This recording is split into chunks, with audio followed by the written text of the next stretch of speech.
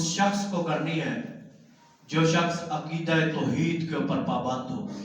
مساجد کو زکوٰۃ نہیں دی جا سکتی، مساجد کے اندر زکوٰۃ کا پیسہ نہیں لگایا جا سکتا۔ مت سمجھیے میں اور آپ مسجد کو ہر جمعے آگے پیسے دے دیتے ہیں یہ ہماری زکوٰۃ ادا ہوئی، نہیں، یہ میری اور آپ کی زکوٰۃ ادا نہیں ہوئی۔ مسجد کو زکوٰۃ کا پیسہ نہیں لگتا، چاہے ہم 1000 دیں یا 10,000 دیں، ہماری زکوٰۃ نہیں نکلے گی۔ زکوٰۃ تب نکلے گی جب ہم اس کا خالص نام دیں گے کہ یہ ہم زکوٰۃ ادا کر رہے ہیں۔ وہ زکوٰۃ کسی فاؤنڈیشن کے اندر بھی چل سکتی ہے، اور ایک بات یاد رکھیے ضمنی طور پہ آ گئی ہے، وہ بھی سن لیجئے۔ فاؤنڈیشن کس طرح کی ہو؟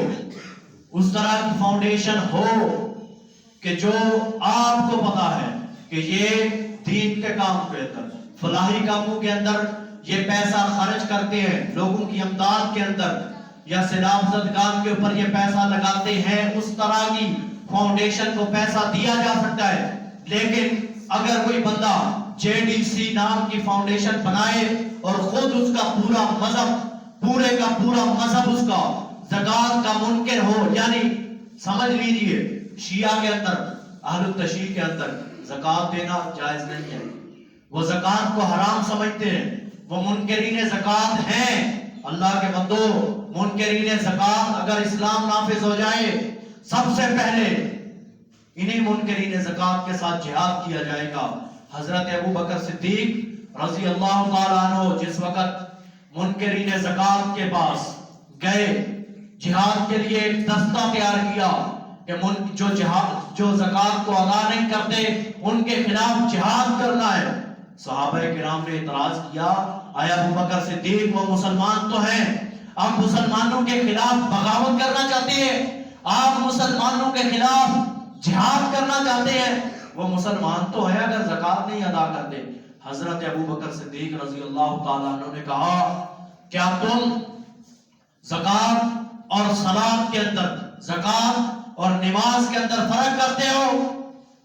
سن لیجئے، جس زمرے کے اندر اللہ رب العزت نے نماز فرض کی ہے، اسی زمرے کے اندر اللہ رب العزت نے زکوٰۃ کو بھی فرض کیا ہے۔ اور یہ بندہ جو کہے کہ زکوٰۃ دینا حرام ہے، JDC فاؤنڈیشن بنائے اور مذہب اس کا شیعہ ہو، زکوٰۃ کا منکر ہو، پورا رمضان ترلے اور منتیں کرتا پھرے مسلمانوں کی کہ اس کو زکوٰۃ دی جائے، JDC فاؤنڈیشن کو زکوٰۃ دی جائے، ہرگز نہ دے زکوٰۃ، وہ اسلام کا کام نہیں کر رہے، وہ اپنے عقائد کو نشریات کے اندر لگا رہے ہیں پیسہ، میرے اور آپ کے پیسے سے۔ بعض لوگوں کو پتہ ہی نہیں چلتا، ہاں جی یہ فاؤنڈیشن تو ہے چل رہی ہے۔ اللہ کے بندو، اس طرح کی فاؤنڈیشنوں کو بھی پہچانیے، اس فاؤنڈیشن کو دیجئے زکوٰۃ، اس بندے کو زکوٰۃ دیجئے جس کے اوپر آپ کو پورا یقین ہو، پورا توکل ہو کہ یہ بندہ توحید کے اوپر ہے، یہ بندہ عقیدہ توحید کے اوپر ہے، اس کو میرا مال لگا ہوا فائدہ مند بھی ہوگا۔ اگر یہ کمزور ہے، اہل توحید ہے، کمزور ہے، تو یہ طاقتور ہو جائے گا میری اور آپ کی زکوٰۃ کی وجہ سے۔ اس زکوٰۃ کا تو فائدہ ہوگا، لیکن اس زکوٰۃ کا کوئی فائدہ نہیں ہوگا جو اپنے عقائد باطلہ کو، صحابہ کو گالیاں دینے کے اندر اپنے پیسے کو، یا میرے اور آپ کے پیسے کو زکوٰۃ کے نام کے اوپر لوٹ کر اس کے اوپر خرچ کریں۔ ہمیں اس چیز کا بھی خیال کرنا چاہیے۔